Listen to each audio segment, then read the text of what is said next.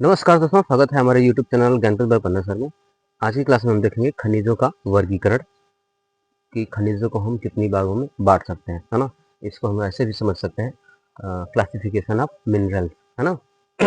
देखेंगे खनिजों को हम 3 भागों में बांट सकते हैं। पहला जो आपका है धात्विक खनिज, अधात्विक खनिज और खनिज ऊर्जा। धात्विक खनिज को 3 भागों में बांट सकते हैं हम लोग। एक लौह धातु, अलौह और बहुमूल्य खनिज है, ठीक है।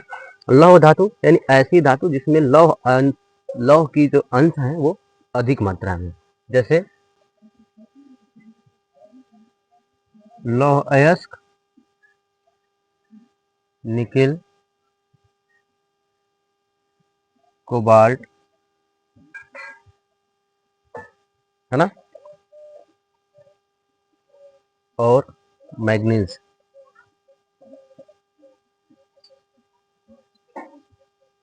ठीक।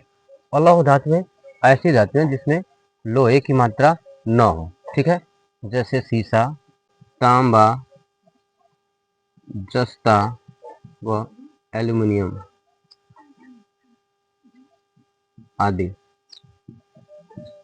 अब बहुमूल्य खनिजों में देखेंगे कि बहुमूल्य खनिजों में क्या आएगा। इसमें आएगा सोना, चांदी, प्लेटिनम आदि, है ना। अब हमने खनिजों के वर्गीकरण में ये देखा कि धात्विक खनिज, अधात्विक खनिज और खनिज ऊर्जा। तो हमने आपको अभी क्या बताया, अभी बताया आपको धात्विक खनिज को हम कितने भागों में डिवाइड कर सकते हैं। तो उसको हमने किया 3 भागों में, लौह धातु, अलौह और बहुमूल्य खनिज। लौह धातु में क्या क्या आया, लौह अयस्क, निकिल, कोबाल्ट और मैग्नीज आदि, है ना। उसके बाद अलौह में सीसा, तांबा, जस्ता, एल्युमिनियम आदि। बहुमूल्य में सोना, चांदी, प्लेटिनम आदि। अब आगे चलते हैं, अधात्विक खनिजों में क्या आएगा, है ना। अधात्विक खनिजों में क्या आ सकता है। अधात्विक खनिजों में देखेंगे ऐसी खनिज जिसमें धातु की कोई मात्रा न हो। तो अब इसमें देखेंगे क्या, पहले हो जाएगा आपका नमक, अभ्रक, पोटास, चूना पत्थर आदि, है ना। ये है अधात्विक खनिज है ना। ऊर्जा खनिज में क्या आएगा, आएगा आपका पेट्रोलियम, कोयला, है ना, और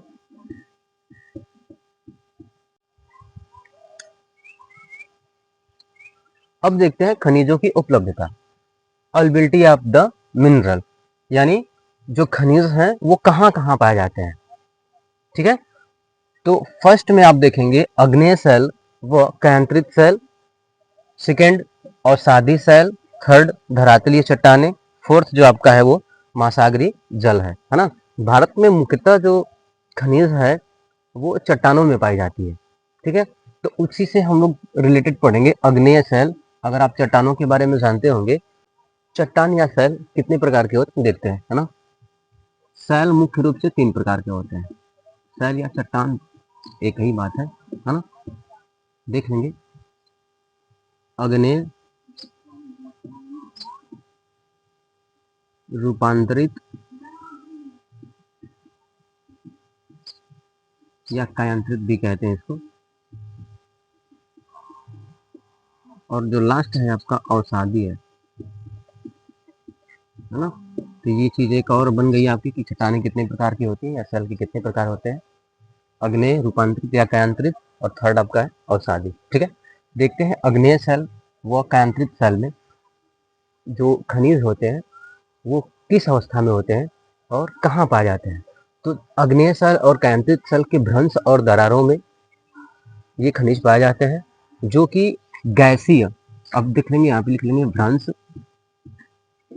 या दरारें, ठीक है। ये हो गई स्थिति। और किस अवस्था में पाए जाते हैं, तो होता है क्या, तरल या गैसीय अवस्था में पाए जाते हैं, ठीक है। अब अग्नेय सेल और कायांत्रित सेल में कौन सी जो खनिज है वो पाए जाते हैं, तो देखिए तांबा, सीसा, जस्ता, है ना, आदि, ठीक। अब आगे देखेंगे अवसादी सेल। सेलों में खनिज संतरों या इनको हम बेड से भी कहते हैं ना, बेड्स में पाए जाते हैं। इनका जो निर्माण होता है वो जमाव व निक्षेपण की प्रक्रिया से होता है। निक्षेपण की प्रक्रिया से होता है। अब इस सेल में कौन से खनिज पाए जाते हैं? तो इस सेल में जो खनिज हैं वो है आपका कोयला, जिप्सम, पोटास, नमक और सोडियम आदि, है ना। आगे देखेंगे धरातलीय चट्टानें कि धरातलीय चट्टानों में कौन कौन से खनिज पाए जाते हैं। तो धरातलीय चट्टानों में अपघटन की प्रक्रिया के द्वारा, किस प्रक्रिया द्वारा? अपघटन की प्रक्रिया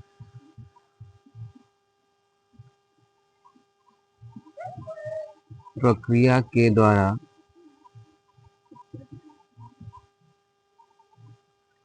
अपघटन की प्रक्रिया के द्वारा खनिजों का निर्माण होता है ना। और धरातलीय चट्टानों में मुख्य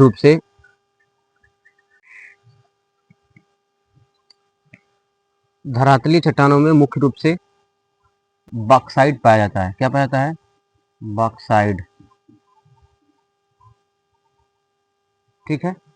यानी धरातलीय चट्टानों में अपघटन की प्रक्रिया के द्वारा बॉक्साइट खनिज का निर्माण होता है, ठीक है। आगे है धरातलीय चट्टानों के बाद महासागरीय जल, ठीक है।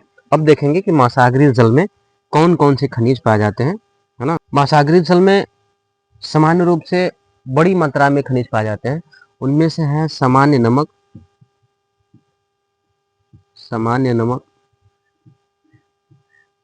मैग्नीशियम, ब्रोमाइन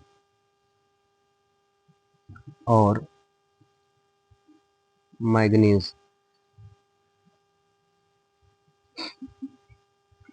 आदि।